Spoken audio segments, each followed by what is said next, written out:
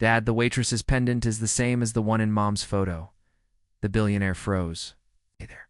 Drop a quick comment and tell me where you're tuning in from. I love connecting with you all. If this video brought a smile or made you think, hit that like button and subscribe to join the journey. Your support truly fuels my passion and keeps this community alive. Can't wait to read your amazing thoughts down below. What if one simple glance at a stranger in a diner pulled back the curtain on a secret buried for decades? What kind of secret? A family connection so unexpected it shakes the very foundation of who you thought you were. What if that secret was waiting for the right moment to change everything? Elliot Carver, 45, was a name whispered in boardrooms from Silicon Valley to Singapore. His tech empire, built on AI-driven analytics and ruthless ambition, made him a billionaire by 30. But Willow Creek, Ohio, was where he'd been born, where his mother Ellen had died when he was 17, and where his father Richard had turned into a stranger. He'd fled at 18, vowing never to return. Yet here he was, standing outside Mabel's diner, the gravel crunching under his polished shoes, the weight of 22 years pulling at his chest. He'd come back for closure, to walk the streets of his childhood, to face the house where his mother's laughter had once echoed, to understand why his father had shut him out. Willow Creek hadn't changed. Same sagging porches, same rusted pickup trucks, same diner with its chipped Formica counter and jukebox stuck on Johnny Cash. He slid into a booth, the vinyl creaking, and ordered a black coffee he had no intention of drinking. That's when he saw her, Clara Bennett, mid-30s, moved with the efficiency of someone who'd worked double shifts for years. Her auburn hair was tied back, loose strands framing a face that was pretty but tired. Her name tag read Clara, and her smile was practiced, warm but guarded.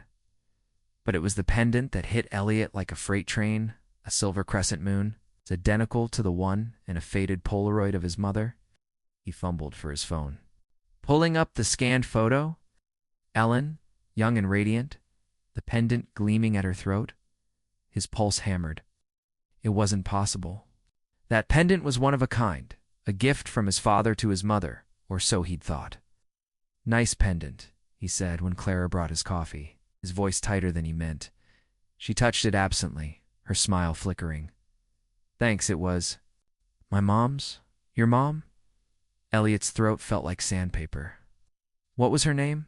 Leia? Clara's eyes narrowed, sensing something off. Why do you ask? The name meant nothing to him, but it felt like a key turning in a lock. He muttered something vague about it being unique and let her walk away, his mind racing. He scribbled notes on a napkin, Clara Leia pendant mom. He couldn't shake the feeling that he'd stumbled onto something bigger than coincidence. Elliot wasn't a man who left questions unanswered. His empire was built on data, on piecing together patterns others missed. The pendant was a puzzle, and he needed to solve it. He started with the diner, chatting up locals over greasy fries. Clara, they said, was a fixture in Willow Creek. A single mom to a 10-year-old boy named Max, she worked tirelessly, scraping by on tips and grit. Her mother, Leia Bennett, had died when Clara was 15, leaving her to fend for herself. No one knew who her father was. Leia had never said. Elliot hired Tom Hargrove, a private investigator with a knack for digging up buried truths. Tom was a grizzled ex-cop, the kind who'd seen too much to be surprised. His first report was sparse, but telling. Clara's birth certificate listed Leia Marie Bennett as her mother, father unknown.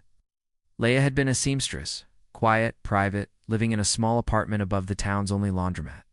She died of cancer in 2005, leaving Clara to bounce between foster homes. But one detail stood out. Leia had lived in Willow Creek in the late 1980s, overlapping with Elliot's parents. Elliot's next move was personal.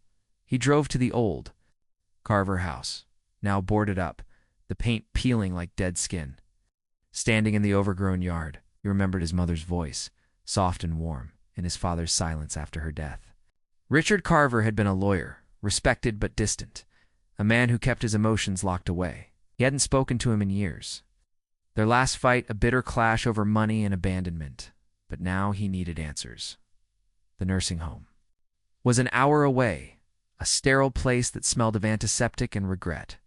Richard, 72, sat in a wheelchair by a window, his one sharp features softened by age. His eyes lit up when he saw Elliot, but there was a flicker of fear, too. "Dad," Elliot said, cutting to the chase. "Mom's pendant, the crescent moon." "Where did it come from?" Richard's hands shook, his gaze darting away. "Why are you asking about that now?" "I saw it," Elliot said, his voice low. "On a waitress in town? Clara Bennett. It's the same one." Richard's face went ashen. "Leave it alone, Elliot. You don't know what you're stirring up." But Elliot pressed, his voice rising. "What aren't you telling me? Why does she have Mom's pendant?" Richard clammed up, his jaw tight. Elliot left, frustrated but determined. He tasked Tom with digging deeper, and the Pie delivered a bombshell, a letter found in a box of Leia's belongings donated to the Willow Creek Historical Society. It was from Richard, dated 1987, addressed to Leia. "Leah, I can't keep doing this. Ellen's pregnant. I have to stay with her. I'm sorry. The pendant is for our girl. Keep her safe." Elliot read it until the words blurred. Clara was his half-sister. His father had had an affair before Elliot was born, a secret buried. For 35 years, the pendant wasn't just jewelry. It was a confession, a piece of his father's shame. The truth was a knife cutting through everything Elliot thought he knew. He watched Clara from a distance, not as a stranger, but as family. He saw her pick up Max from school, her smile bright, despite the shadows under her eyes. He saw her count tips at the diner, her fingers trembling as she tallied bills. She was strong. But the world had worn her down, and she had no idea she had a brother sitting 10 feet away. Elliot wrestled with what to do. Telling Clara could append her life. She'd built something stable, however fragile, for her and Max. But the pendant was a tether, a link to a past they both deserved to understand. He started spending more time at the diner, learning her rhythms. She was quick-witted, kind to regulars, fierce when a drunk got handsy. Max, a skinny kid with her auburn hair, sometimes did homework in a corner booth, his pencil scratching as Clara worked. One night Elliot stayed until closing. The diner was empty, the jukebox silent. Clara was wiping down the counter, her pendant catching the light. He took a deep breath. "Clara era ... I need to talk to you about that pendant." She paused, her rags still.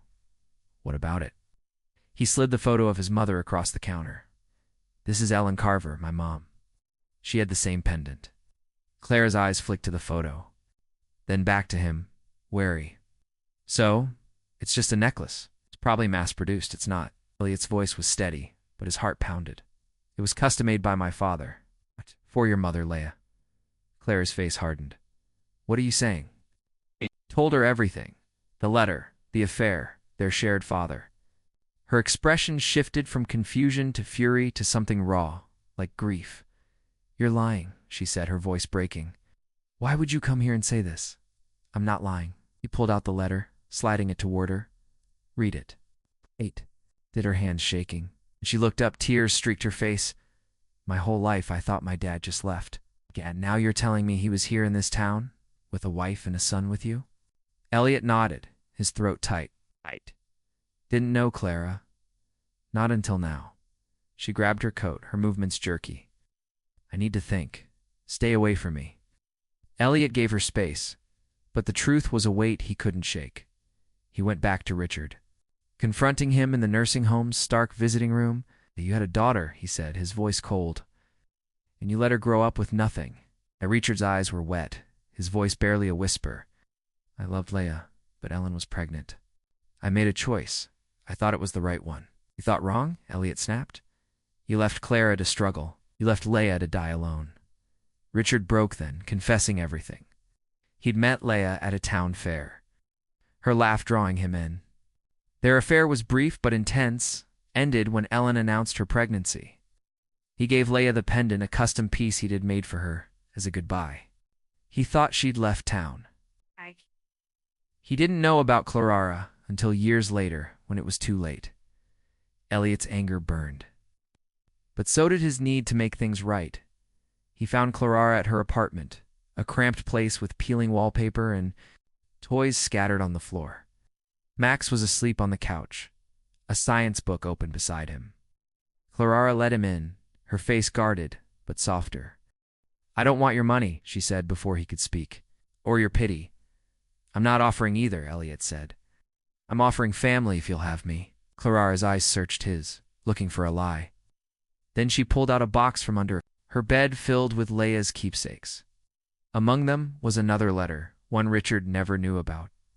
Leia had written it to Clara, meant for her 18th birthday. "Clara, my heart. Your father loved us in his way. He thought I gave you up, but I couldn't. You were my strength. The pendant is his promise and mine. Forgive him if you can. Live fiercely, my girl." Elliot's breath caught. Richard hadn't just abandoned Leia. He'd thought Clara was gone, given up for adoption. The lie had shaped their lives, a secret within a secret. Clara's eyes were wet, but her voice was steady. "He didn't even know I existed." Elliot shook his head. "He didn't, but I do. And I'm here now." The revelation changed everything. Clara agreed to meet Richard, but it wasn't easy. The nursing home visit was tense, the air thick with years of unspoken pain. Richard, frail and tearful, told Clara about Leia. Her laugh, her courage, the way she'd loved fiercely, despite everything. Clara listened, her face a mask. But Max, curious and kind, asked questions that softened the room. "Did you ever meet my mom?" asked Richard, his small voice cutting through the tension. "I did," Richard said, his voice breaking. She was wonderful. Clara didn't forgive him, not yet, but she didn't walk away. Elliot watched, torn between anger at his father and hope for his sister. He started spending time with Clara and Max. Small gestures at first, helping with Max's science fair project, bringing takeout when Clara worked late. They talked about Leia, about Ellen, about the lives they'd led apart. Clara was guarded, but she let him in inch by inch. Then came the second twist. Tom the Pie uncovered one last piece, a bank account set up by Richard in 1988 in Leia's name. It was small, a few thousand, but it had grown with interest over decades. Richard had meant it for Leia, a final gesture he thought she'd never used. She hadn't, because she'd never known about it. The account was still there, enough to cover Max's college fund. Clara cried when Elliot told her, not for the money, Not for what it meant. Her father had cared in his flawed way. "Why didn't he tell her?" she asked, her voice raw. "Was ashamed," Elliot said. "He thought he was protecting everyone. He was wrong." Elliot and Clara built a fragile but real bond. He didn't try to fix her life with his wealth. That wasn't what she needed. Instead, he showed up. He took Max to baseball games, taught him to code, laughed when Clara teased him about his fancy suits. She, in turn, shared her world diner stories, Leia's recipes, Max's quirky sense of humor. They were siblings, not by choice, but by truth, and they chose to make it work. Richard's health declined. But he lived long enough to see Clara and Max regularly. He never asked for forgiveness, and Clara never offered it. But they found a quiet understanding. Max, with a child's clarity, became the bridge, asking Richard for stories about the past. Stories that healed as much as they hurt. Elliot didn't stay in Willow Creek full-time. His life was too big for that. But he bought a small house nearby, a place to return to. He funded a community center in Leia's name, not as a grand gesture, but as a way to honor the woman who'd raised his sister. Clara ran it, her strength and warmth, turning it into a hub for kids like Max, kids who needed a chance. The diner became their meeting place. Every Sunday, Elliot, Clara, and Max sat in the same booth, sharing coffee and stories. The pendant, once a mystery, was now a symbol of survival, of promises kept. Clara wore it proudly, a reminder of her mother's love and her own resilience. 1 year later, the community center's grand opening drew a crowd. Clara stood at the podium, her voice steady as she spoke about Leia, about second chances. Max, now 11, grinned from the front row, holding a model rocket he'd built with Elliot's help. Richard was there too, in his wheelchair, his eyes bright with something like redemption. Elliot watched from the back, his heart full. He'd come to Willow Creek seeking closure, but he'd found something better, a family he hadn't known. He needed. As Clara cut the ribbon, the crowd cheering, he caught her eye. She smiled, a real smile, not the guarded one from the diner. He nodded back, the weight of the past lifting later. They sat together, the neon sign buzzing outside. Max was telling a story about his rocket, his hands waving. And Clara laughed, her pendant catching the light. Elliot leaned back, coffee in hand, and realized this was home, not the town, but the people. The pendant had led him here to a truth that broke him open and made him whole. The story wasn't perfect. There were still scars, still silences, but it was theirs. Built on forgiveness, rebuilt from secrets, and stronger for it. As the jukebox kicked on, playing Johnny Cash, Elliot knew he'd keep coming back for Clara. For Max, for the family they'd found,